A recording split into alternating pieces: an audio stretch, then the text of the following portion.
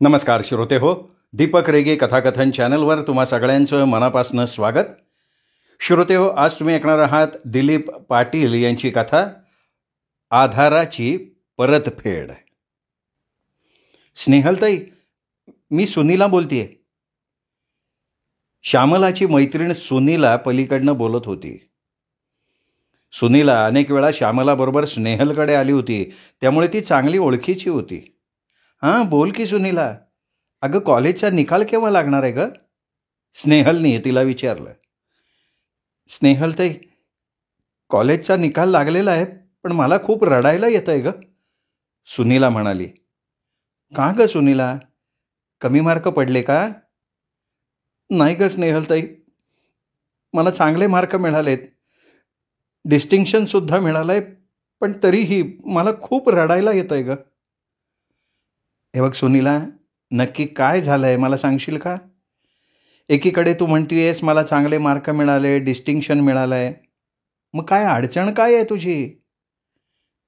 स्नेहलताई, अगं श्यामला युनिव्हर्सिटीमध्ये पहिली आली आहे, म्हणून तर मी रडतीये. तिच्यामुळे मला चांगले मार्क मिळालेत आणि आज श्यामलाच आपल्यात नाही आहे. सुनीला रडतच बोलत होती. हे बघ सुनीला, तू रडणं बंद कर बरं, आणि संध्याकाळी माझ्याकडे ये, आपण निवांतपणे बोलूयात. हां, किती वाजता येतेस आज तू माझ्याकडे? आणि मुक्काम करायलाच ये हो. अगं, मला सुद्धा श्यामलाची तीव्रतेनं आठवण होतीये गं. श्यामला गेल्यापासून मला खूप सुनं सुनं वाटतंय. आज संध्याकाळी नक्की ये. हां, मी वाट बघते तुझी. का असं करूया, आज येता येता मी तुझ्या घरी येते, तुझ्या आईवडिलांना सांगते आणि तुला माझ्याबरोबर घेऊन येते. चालेल? चालेल स्नेहलताई, तू ये संध्याकाळी घरी, मी वाट बघते तुझी, सुनीला म्हणाली. आणि 1 महिन्यापूर्वीचा प्रसंग स्नेहलला लख्ख आठवला. तो दिवस, आयुष्यातला काळाकुट्ट दिवस. काय केलं नाही त्या दिवसाने. आपली छोटी लाडकी बहीण श्यामला आपल्यातून हिरावून नेली. तिला आजारपणानं मृत्यू आला असता, अपघातात तिला मृत्यू आला असता, तरी आपण ते समजू शकलो असतो, पण श्यामलाला अशा प्रकारे मृत्यू यावा? छे, माणुसकी, नातेसंबंध, दूरचे नातेवाईक, जवळचे नातेवाईक, सगळ्यावरचा विश्वासच उडालेला आहे. विनायक शेंडे आणि सुषमा शेंडे यांना 2 कन्या, मोठी स्नेहल तर छोटी श्यामला. विनायक अनेक सामाजिक उपक्रमात आपली नोकरी सांभाळून कार्य करत असत. वृक्षारोपण, रक्तदान, रस्ते स्वच्छता, अंध अपंग मुलांच्या शाळांना आर्थिक मदत करणं, वृद्धाश्रमातल्या ज्येष्ठ नागरिकांना आपल्या मित्रमंडळींच्या घरी 1 आठवडा नेणं, ठेवणं, आणि किती कार्यक्रमात त्यांचा सहभागाच आहे. कंपनीतून घरी आल्यानंतर चहा घेतला की ते घरातनं बाहेर पडत असत.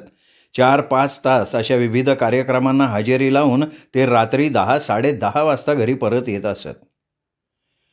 पत्नी सुषमा नेहमी ओरडत असे की अहो, एकदा तरी गरम गरम जेवण करण्यासाठी संध्याकाळी घरी थांबा, आपल्या मुलांच्या बरोबर जेवण करा, त्यांनाही बरं वाटतं. विनायकराव म्हणत, सुषमा, आपल्या अंगात ताकद आहे तोपर्यंत देवानं हे जे धडधाकट शरीर दिलंय ना, त्याचा समाजासाठी चांगला उपयोग करूया. काय कमी आहे आपल्याला? आपण दोघांनी गरिबीत दिवस काढलेत. आता आपल्याला 2 गोंडस मुली आहेत. शाळेमध्ये त्या चांगल्या शिकतायत. शाळेतले शिक्षक म्हणतात की विनायकराव, तुमच्या मुली अगदी तुमच्यासारख्या आहेत, तुमच्यासारखंच त्या मुलामुलींना मदत करतात. मग यापेक्षा आपल्याला काय हवं आहे गं? उलट देवाने आपल्याला काम करण्याची ही जी ऊर्जा दिली आहे ना, त्यासाठी आपण देवाचे दररोज अनेक वेळा आभार मानले पाहिजेत. आपण काय कायम तरुण राहणार नाही ना, आपण सुद्धा पुढे ज्येष्ठ नागरिक होणारच आहोत. मग त्यावेळी जरी आपल्या मुली त्यांच्या सासरी गेल्या, तरी आपण जे काही आत्ता निस्पृहपणे करतोय, देव त्याची थोडी तरी नोंद ठेवेल. आपला वृद्धापकाळ निश्चितच आनंदात जाईल. सुषमाताई म्हणायच्या, अहो म्हातारपणचं काय घेऊन बसलाय, आपल्याला म्हातारपण येईल, आपण त्याचा उपभोग घेऊ, हे तरी तुम्हाला खात्रीपूर्वक माहिती आहे का? विनायकराव म्हणायचे, उद्याची खात्री कोण देणार? पण आज जमेल तेवढं समाजासाठी करण्याचा आपण प्रयत्न तर करूया. बरं, आता तुम्ही जास्त काही बोलू नका. तुम्हाला कितीही वेळा सांगितलं ना तरी तुम्ही काही ऐकणार नाही. संध्याकाळी माझा भाऊ येणार आहे. निदान त्या निमित्तानं तरी घरी 8 वाजता या, त्याच्याबरोबर जेवण तरी करा. बरं वाटेल त्याला. आपली बहीण, तिचा नवरा आणि मुलं दररोज एकत्र जेवण करतात असं त्याला वाटेल, म्हणजे कुटुंब छानपैकी चाललंय. असं त्याला वाटेल. त्याला आम्ही काही सांगणार नाही बरं का, की हे रोज काही आमच्याबरोबर जेवायला नसतात. ठीक आहे, आज रात्री मात्र नक्की 8 वाजता येतो. आपल्या भाऊरायाला छानपैकी जेवणाचा बेत कर बरं का. आता ते काय मला सांगायला पाहिजे का? मी सासरच्या आणि माहेरच्या माणसांमध्ये कधी फरक केलाय का? हे मात्र खरं आहे बरं का सुषमा. तू घर चांगल्यापैकी सांभाळतीयस म्हणून बाहेरच्या लोकात मी चांगलं काम करू शकतो. मला स्वतःला माझ्या कुटुंबाबद्दल हेवा वाटतो बघ. आता पटकन घरातनं बाहेर पडा आणि संध्याकाळी 8च्या आत पोहोचा, सुषमाताई म्हणाल्या. सुषमाताईंचे भाऊ सूर्यकांत घरी आले. उद्या त्यांचं पुण्यात दिवसभर काम होतं. संध्याकाळी काम करून ते आपल्या गावी इंदापूरला सरळ जाणार होते. संध्याकाळी मामाच्या बरोबर दोन्ही भाच्या किती आनंदात होत्या. मामाला आता एक छोटी मुलगी आहे, 1 वर्षाची झाली आहे ती. आणि स्नेहल 10वीत तर श्यामला 5वीत. श्यामलाने विचारलं, मग मामा तुझी मुलगी सलोनी आता घरभर पळत असेल ना? अगं काय सांगू श्यामला, तिला आता पाय फुटलेत. असं वाटतंय तिच्यासाठी एक सिक्युरिटी सकाळपासून संध्याकाळपर्यंत, ती झोपेपर्यंत ठेवला पाहिजे. का रे मामा? अगं काय सांगू तुला, भांडं ओढ खाली टाक, कॉटवर बसवली तर खाली पडते, हाताला लागेल ते खेळणं टाकून देते. मग ते खेळणं तिला लागलं की ती भोकाड पसरते. मग तुझ्या मामीला हातातली कामं थांबवून तिला शांत करायला लागतं. मग तिला मामीने दूध पाजून झोपवायचं ना. अगं वेडाबाई, ते इतकं सोपं असतं का? लहानपणी मुलं खूप ॲक्टिव्ह असतात. तुम्ही काय लहानपणी कमी त्रास दिलाय का? अगं त्या काळात मोबाईल फोन नव्हते, नाही तर तुमचा धिंगाणा दाखवण्याचे ना एक व्हिडिओ तुम्हाला दाखवायला काढून ठेवले असते मी. मामा तुम्ही मात्र सलोनीचे फोटो व्हिडिओ काढून ठेवा बरं का. अगं माझ्या कम्प्युटरची 25% मेमरी आता असल्या अनेक व्हिडिओनी भरली आहे. हे ताई, मग आपण आता मामाच्या गावाला गेलो ना की हे व्हिडिओ आपण नक्की बघूया. मजा येईल का नाही? लक्षात ठेव बरं का, मला काही कॉम्प्युटर चालवता येत नाही आणि तू कॉम्प्युटर चालवताना भाव खातेस खूप. असं काही नाही हां. तुला कम्प्युटर थोडा वेळ दाखवला ना की तू पुढचे गेम दाखव असा हट्ट करतेस. म्हणून मी काहीतरी कारण सांगते आणि कॉम्प्युटर बंद करते. शेवटी तुझं होतं गेम बघणं, पण माझा अभ्यास बुडतो ना गं. आता सुट्टीत तर तुला काही अभ्यास नसणार ना गं, मग त्यावेळेला काही आडेवेडे घ्यायचे नाहीत हां. बरं बाई, तुला या सुट्टीत मामाच्या घरी सलोनीचे खूप व्हिडिओ दाखवेन मी. तुला गेमसुद्धा शिकवते. पण त्याच्यानंतर वर्षभर मात्र मला त्रास द्यायचा नाही हां, कबूल? श्यामला म्हणाली, कबूल कबूल कबूल, आणि दोघी मोठ्यांदा हसल्या. दिवस कसे भुर्रकन उडून गेले. विनायक शेंडे यांना अनेक सामाजिक पुरस्कार मिळाले. ते आता बऱ्याच वेळेला सामाजिक कार्यासाठी अनेक कार्यकर्त्यांना मार्गदर्शन करायला लागले. अनेक राजकीय पक्ष त्यांना महापालिकेच्या निवडणुका लढवण्यासाठी आग्रह करायला लागले. पण विनायकराव म्हणत असत की राजकीय पक्षात गेलं की त्या पक्षाची विशिष्ट धोरणं तुम्हाला कायमस्वरूपी पायातली बेडी म्हणून पाळावी लागतात आणि त्यामुळे इच्छा असूनसुद्धा चांगली सामाजिक कामं करता येत नाहीत. आत्ता चाललंय ते काय वाईट चाललंय का? उलट राजकारणात प्रवेश केला की अनेक मित्रांच्या घरी जाता येत नाही आणि राजकारणात गेल्यानंतर भ्रष्टाचारी होण्याची शक्यता जास्त. दरम्यान मोठी स्नेहल IT इंजिनियर झाली. 2 वर्ष कंपनीत काम केल्यानंतर तिचं लग्न झालं. तिचा संसार छानपैकी सुरू झाला. लग्नानंतर 2 वर्षात तिला मुलगी झाली. मुलगी झाल्यामुळे सासू सुरुवातीला नाराज होती, पण ती उघडपणे विरोध करू शकली नाही. तिचा पती शार्दूल साबळे हा सुद्धा IT इंजिनियर. श्यामला आता स्नेहलपेक्षा अभ्यासात 2 पावलं पुढे. 10वी-12वी चांगल्या मार्कांनी पास झाली आणि ती इलेक्ट्रॉनिक्स इंजिनिअरिंगला तिने ॲडमिशन घेतली. कॉलेजमध्ये श्यामला गेली तरी शाळेतल्या सगळ्यांना मदत करण्याचा गुण तिने पुढेही जोपासला, उलट खूप वाढवला. त्यामुळे तिच्या मित्रमैत्रिणींना तिचा नेहमीच आधार वाटत असे. सर्वांना मदत करता करता तिने अभ्यासात सुद्धा मोठी झेप घेतली. दरवर्षीच्या परीक्षेच्या प्रत्येक सेमिस्टरला श्यामलाचा वर्गात नेहमी पहिला नंबर असे. आता ती 4थ्या वर्षाला होती. शेवटच्या सेमिस्टरला कॅम्पस इंटरव्ह्यू झाले आणि त्यात तिला चांगलं पॅकेजही मिळालं. पुढच्या महिन्यात परीक्षा, त्यानंतर 3 महिन्यांनी परीक्षेचा निकाल आणि निवड झालेल्या कंपनीत जॉईन होणं. सगळं कसं पूर्वनियोजित ठरल्याप्रमाणे. पण मनुष्याचं एवढं काटेकोर नियोजन असतं त्याप्रमाणे चाललं तर जगात इतक्या वाईट गोष्टी घडल्या असत्या का? निश्चितच नाही. माणसांचं सोडा हो, प्रत्यक्ष देवाला सुद्धा त्रास झालाय. रामायण महाभारत ही याची मूर्तिमंत उदाहरणं आहेत. दिल्लीच्या एका मोठ्या सामाजिक संस्थेतर्फे विनायकराव शेंडे यांना सामाजिक पुरस्कार जाहीर झाला. पुरस्कार स्वीकारण्यासाठी पती पत्नी दोघांनी यावं असं त्यांना कळवण्यात आलं. दोघांची जाण्या येण्याची विमानाची तिकीटं पाठवण्यात आली. श्यामलाची परीक्षा होऊन 1 महिना झाला होता. निकाल लागण्यासाठी 2 महिन्याचा अवकाश होता. आईने विचारलं की श्यामला 1 आठवड्याचा प्रश्न आहे, तुला कुठे थांबायला आवडेल?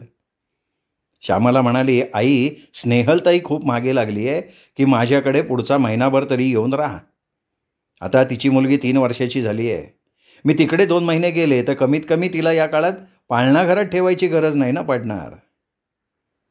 आई म्हणाली, बघा, नाही तर तू म्हणशील की छोट्या मुलीला सांभाळताना मला खूप त्रास झाला, मला माझ्या मैत्रिणींच्याकडे जाता नाही आलं सुट्टी असूनही. श्यामला म्हणाली, आई, मी एवढी काही कच्ची नाही आहे. ताईची मुलगी आता 3 वर्षाची झाली आहे, तीही काही छोटी नाही ना आता. अगदी गरज पडली तर मी तिला माझ्या मैत्रिणीकडे घेऊन जाईन दिवसभर. श्यामला, तुला आनंद होत असेल तर माझं टेन्शनच मिटलं ग. मी आता यांच्याबरोबर दिल्लीला शांतपणे जाऊ शकते. आई, तू पहिल्यांदा विमानाने प्रवास करणार आहेस, त्याचा आनंद घे. माझ्या काळजीत राहू नकोस. मला कंपनीत लागल्यानंतर बऱ्याच वेळेला विमानानं प्रवास करायची संधी मिळणार आहे. कदाचित पुढे मला खूप वेळा फॉरेनला सुद्धा जावं लागेल. आता फॉरेनला जायचं म्हटलं तर मी काय बसने जाणार का? श्यामला प्रसन्नपणे हसली. विनायकराव आणि सुषमाताई दिल्लीला विमानानं गेले. पुढचे 5 दिवस ते सामाजिक संस्थेचे पाहुणे होते. दिल्लीचे समाज कल्याण मंत्री त्यांच्या हस्ते पुरस्कार देण्यात आला. विनायकराव आणि सुषमाताईंचं मंत्र्यांनी तोंड भरून कौतुक केलं. महाराष्ट्र नेहमी दिल्लीला मार्गदर्शन करतो असंही मंत्र्यांनी दोघांचा गौरव करताना उद्गार काढले होते. पुरस्कार सोहळ्यानंतर दिल्लीची जवळपासची ठिकाणं फिरून झाली. आग्र्याला 2 दिवस मुक्काम होता. सगळं कसं छान छान झालं. दुसऱ्या दिवशी सकाळी विमानानं निघून सकाळी 10पर्यंत पुण्याला आणि घरी 11 वाजता पोहोचणार. इकडे 8 दिवस श्यामला आपली मोठी बहीण स्नेहलकडे आली. तिची छोटी मुलगी दर्शना. तिला तर श्यामला मावशीचा गेल्या 8 दिवसात खूप लळा लागला होता. स्नेहल गमतीनं म्हणाली की श्यामला, भविष्यात चुकून मला काही झालं तर तू दर्शनाला चांगलं सांभाळ. अगं, आपल्या पूर्वजांनी उगाच म्हण नाही केली, माय मरो आणि मावशी उरो. श्यामलानं स्नेहलच्या तोंडावर हात ठेवला आणि म्हणाली, ताई, हे बघ, असं काही अभद्र बोलू नकोस. कदाचित उलटंसुद्धा होऊ शकतं. काय सांगावं? भविष्यात ईश्वराची करणी कशी असेल कसं सांगणार? आणि दुसऱ्या दिवशी सकाळी दिल्ली पुणे या एअर इंडियाच्या विमानाला अपघात झाला. याच विमानानं विनायकराव आणि सुषमाताई येत होते. अपघाताची ब्रेकिंग न्यूज पुन्हा पुन्हा टीव्हीवर झळकत होती. श्यामला घरी होती, त्यामुळे तिला ही बातमी टीव्हीवर पुन्हा पुन्हा दिसत होती. विमान मध्यभागी कुठेतरी मध्य प्रदेशच्या डोंगरात कोसळलं होतं. एकूण 229 प्रवासी होते. टीव्हीवर बातमी झळकत होती की कुणीही प्रवासी वाचले असण्याची शक्यता धूसर आहे. श्यामलानं स्नेहलला फोन केला की ताई, आपली आई आणि पप्पा याच विमानानं येणार होते. तुला विमान प्रवासाचं माहिती आहे, त्यांचे विमानाचे डिटेल्स मी तुझ्याकडे पाठवते. तू जरा पुढची चौकशी कर, कारण मला काही सुचत नाही आहे. मला सुचतच नाही की आता मी दर्शनाला घेऊ का कुणाला फोन करू. स्नेहल म्हणाली, श्यामला, काळजी करू नको, मी तुझ्या भाऊजींना कळवते, ते त्या बातमीचा शोध घेतील. स्नेहल आणि शार्दूल यांनी शोध घेतला, पण बातमी 100% खरी होती. विमानातलं कोणीही वाचलेलं नव्हतं. टीव्हीवर संध्याकाळी बातमी झळकायला लागली की प्रसिद्ध कार्यकर्ते श्री विनायकराव शेंडे आणि त्यांच्या पत्नी सौभाग्यवती सुषमाताई शेंडे यांचा आज दिल्ली पुणे या विमानाच्या अपघातात मृत्यू झाला. 4 दिवसांपूर्वी त्यांना दिल्लीच्या सामाजिक संस्थेतर्फे दिल्लीचे समाज कल्याण मंत्री त्यांच्यामार्फत सामाजिक पुरस्कार प्रदान करण्यात आला होता. आता संध्याकाळी श्यामला, स्नेहलचे पती शार्दूल सगळेजण विनायकरावांच्या घरी जमले होते. घरी अनेक लोकांची रीघ लागली होती. हे असं कसं झालं? सामाजिक कार्याचा मेरुमणी हरपला. प्रत्येकजण विनायकरावांच्या आठवणी सांगत होता. विनायकरावांसारखा निस्पृह कार्यकर्ता नजीकच्या काळात होणं शक्य नाही असं सगळेच पुन्हा पुन्हा म्हणत होते. दुसऱ्या दिवशी संध्याकाळी 7 वाजता विनायकराव आणि सुषमाताई यांचे मृतदेह घरी आले. मृतदेह घरी आल्यानंतर तर जनसमुदाय खूप मोठा झाला. सोसायटीत पोलीस बंदोबस्त करायला लागला. आता सगळ्यांचा मुक्काम विनायकरावांच्या सोसायटीच्या घरातच होता. नेहमीप्रमाणे पाहुणे आले. पाहुण्यांनी हजेरी लावली. 10वा-12वा झाला. शेवटी ते पाहुणे किती दिवस थांबणार? प्रत्येकाच्या जीवनाचं रहाटगाडगं चालूच असतं. 3 आठवड्याच्या मुक्कामानंतर श्यामलनं महिनाभर स्नेहलच्या घरी थांबावं असं बरेच पाहुणे म्हणाले आणि मग श्यामला पुन्हा स्नेहलच्या घरी आली. याचा सगळ्यात जास्त आनंद दर्शनाला झाला. ती आपल्या छोट्या छोट्या बोलांनी म्हणत होती की श्यामला मावशी, तो आमच्या घरी आता नेहमी राहणार ना? किती आनंद आहे. विनायकराव सुषमाताई यांना जाऊन 4 आठवडे झाले. श्यामलाला स्नेहलच्या घरी येऊन 1 आठवडा झाला होता. पुढच्या महिन्याभरात श्यामलाचा कॉलेजचा निकाल होता. नोकरी सुरू झाल्यानंतर श्यामलाला प्लेसमेंट पुण्यात मिळते का पुण्याच्या बाहेर यावर पुढचं ठरवूया असं स्नेहल आणि तिचे पती शार्दूल साबळे यांनी ठरवलं. श्यामला तरी काय निर्णय घेणार? ती तर दुःखातनं सावरली नव्हतीच. आपल्या पाठीमागे आईवडिलांचा भक्कम आधार 1 महिन्यापूर्वी तोही निखळला. भविष्यात आपण योजलेल्या सगळ्या योजना, त्यांचा तरी विचार श्यामला आत्ता कशी करणार?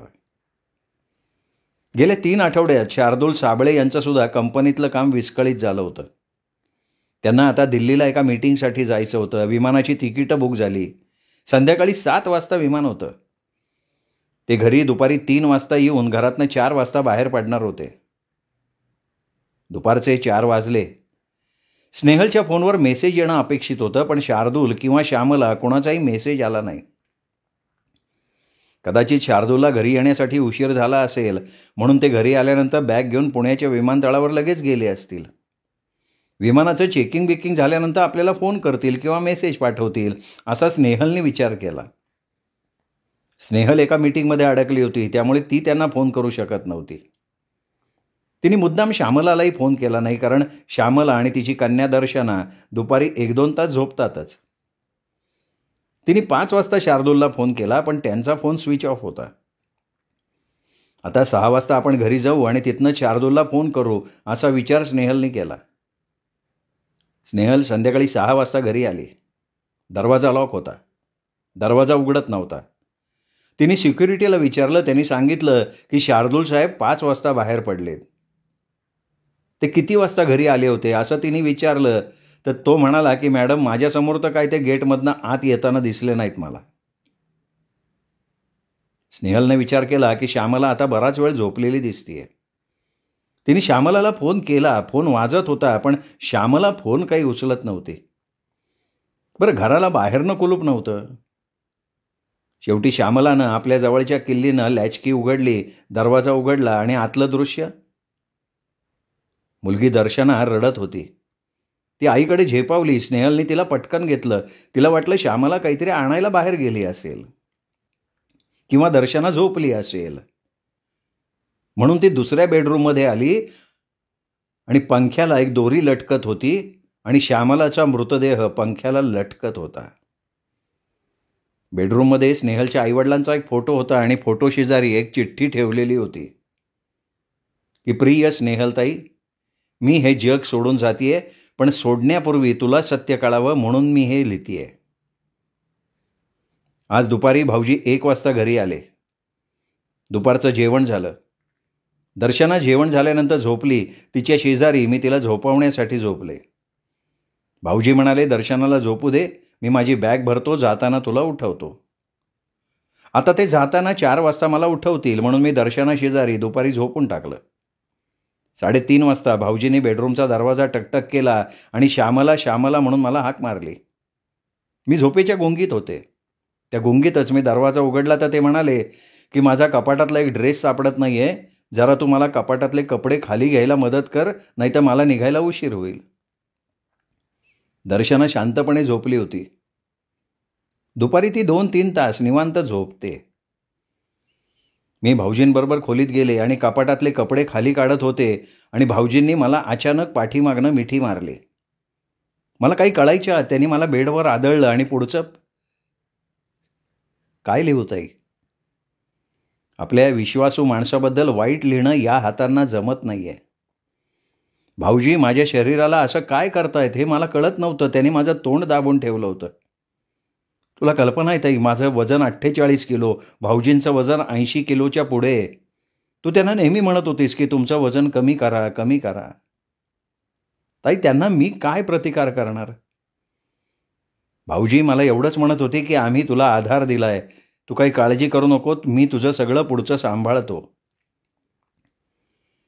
ताई, गेले महिनाभर तुम्हाला आधार दिलास, त्याची भाऊजींनी ही अशी परतफेड करून घेतली का?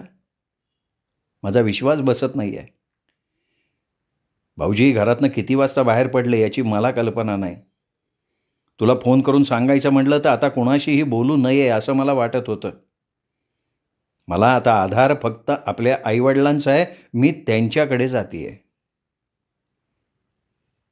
स्नेहल पुन्हा पुन्हा विचार करत होती की आपली बहीण श्यामला, तिची ती कोमल काया. आईला आपण नेहमी म्हणायचो की हिचं नाव कोमल का नाही ठेवलंस? आपले आई वडील गेले त्यावेळी अनेक पाहुणे तिला आपल्याकडे नेण्यासाठी तयार होते. ती आपल्याकडे पूर्वी सलग 8 दिवस राहिली. आपल्या मुलीला तिचा लळा लागला म्हणून तर तिला आपल्याकडे आपण आणली. मग आपली ही चूक तर नाही ना झाली? पण मग आपली बहीण असं कशासाठी लिहिल? आपल्या आईवडिलांचे संस्कार म्हणून तिने आपल्याला हे कळवलंय आणि आता निर्णय आपण घ्यायचा आहे. स्नेहलनं पोलिसांना बोलवून घेतलं. पुण्याच्या विमानतळावर फोन केला पण दिल्लीचं विमान सुटलं होतं. तिने पुण्याच्या विमानतळाच्या अधिकाऱ्यांना निरोप दिला, आपलं दिल्लीचं विमान दिल्लीला पोहोचण्या अगोदर दिल्लीच्या पोलिसांना विमानतळावर बोलवा आणि शार्दूल साबळे याला अटक करायला सांगा. श्रोते हो, तुम्ही ऐकत होता दिलीप पाटील यांची कथा आधाराची परतफेड. कथा कशी वाटली कमेंट करून जरूर कळवा. ही कथा आपल्या कथाप्रेमी मित्रपरिवारात, नातेवाईकात शेअर करा. आणि हो, त्यांनाही माझ्या वतीनं दीपक रेगे कथाकथन चॅनल सबस्क्राईब करण्याची विनंती करा. पुन्हा भेटूयात दीपक रेगे कथाकथन चॅनलवर. तोपर्यंत नमस्कार श्रोते हो.